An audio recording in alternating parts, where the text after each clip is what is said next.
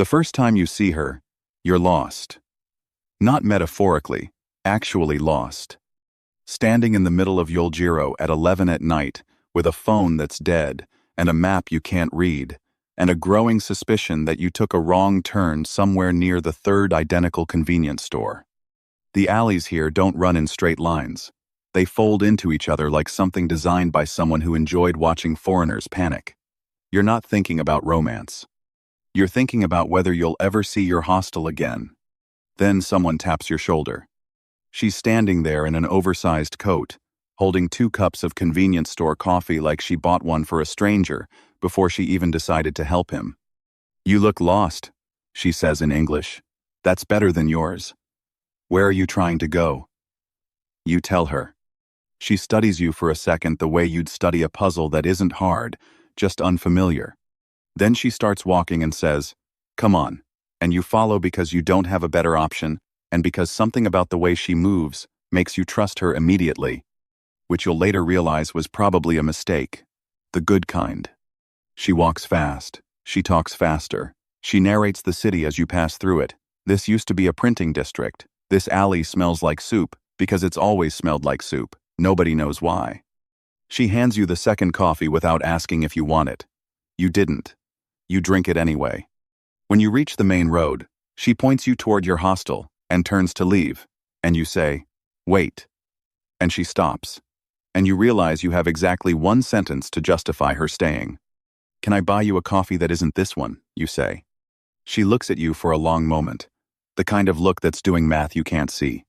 Then she says, "That's a strange thing to offer someone who just gave you coffee for free. But, okay." She takes out her phone. "Name," she says. Not hers. Yours. She's already typing it in like the decision was made before you finished asking. You tell yourself this is just a nice story to bring home. You don't go home. It takes 4 days of texting before you see her again, which in Seoul time apparently counts as patient.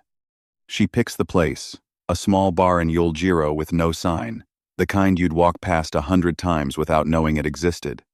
She's already there when you arrive, reading something on her phone with the specific stillness of someone who is never actually idle, just quiet. She doesn't look up right away. When she does, she says, "You're on time." I respect that more than I expected to. Her name is Jia. She works in publishing, the kind of job that sounds calm from the outside, and clearly isn't, because she talks about deadlines the way soldiers talk about weather, something you live inside rather than react to. She asks you more questions than you ask her, which you notice on the walk home and can't decide if it's professional habit or genuine interest. Probably both, you think. She seems like someone who doesn't do anything for just one reason. You learn things slowly, the way you're supposed to. She grew up in Busan and never fully forgave Seoul for being colder, in temperature and otherwise. She reads 2 books at once, always, one that's serious and one that isn't, and refuses to explain the logic. She orders for both of you at restaurants without asking, and is always right, and knows she's always right, and finds your surprise at this both charming and a little insulting. She takes you to Namsan on a Tuesday because she says weekends ruin everything good about a view. You climb in the cold with your hands shoved in your pockets, and halfway up she says, without turning around, "You're doing the thing where you go quiet when you're happy." I noticed that on day 1. You didn't answer her. You didn't need to. At the top, the city spreads out underneath you in a way that makes conversation feel unnecessary, all light and distance, and the sense that something enormous is happening very quietly beneath you. She doesn't do declarations. That becomes clear fast. She shows care in translation instead, in small, unasked-for gestures. She saves you a seat on the subway before you've sat down. She remembers you don't like cilantro, and orders around it without mentioning that she remembered. She texts you the moment she lands wherever she's flown to, not because she has to, but because she noticed, early on, that you worry, and decided quietly to make that unnecessary. You ask her once, on a night walk along the Cheonggyecheon, why she picked you out of the crowd that night in Oljiro. She thinks about it longer than the question probably deserved. "You looked like someone who was trying," she finally says. Most people who look lost here are annoyed about it. You just look determined to figure it out. I liked that. That's a strange thing to fall for, you say. I didn't say I fell for it, she says. I said I liked it.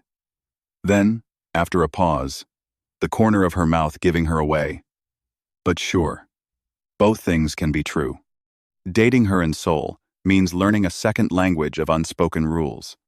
You learn that meeting her parents is a milestone measured in months, not weeks, and that she'll tell you when she's ready without needing you to ask. You learn that her friend group runs on years of shared history you'll never fully catch up to, and that being welcomed into it slowly, carefully, is its own kind of gift. You learn that she works too much and sleeps too little, and considers this a personality trait rather than a problem, and that the only thing that gets her to slow down is you, quietly, without asking her to. There's a night, 3 months in, when she's had a hard week, the kind she doesn't explain in detail, just carries. You find her sitting on the floor of her apartment, instead of the couch, back against the wall, staring at nothing in particular. You sit down next to her without saying anything. She leans her head against your shoulder, which she almost never does, because she almost never lets herself be the one who needs something. I'm not usually like this, she says quietly. I know, you say. That's not why I'm here. She's quiet for a long time after that. Then she says, most people leave eventually, not dramatically, just slowly, once they realize how much of me is work and how little is left over some days. I'm not counting, you say. She looks up at you like she's checking if you mean it. You do. She doesn't say anything else. She doesn't need to.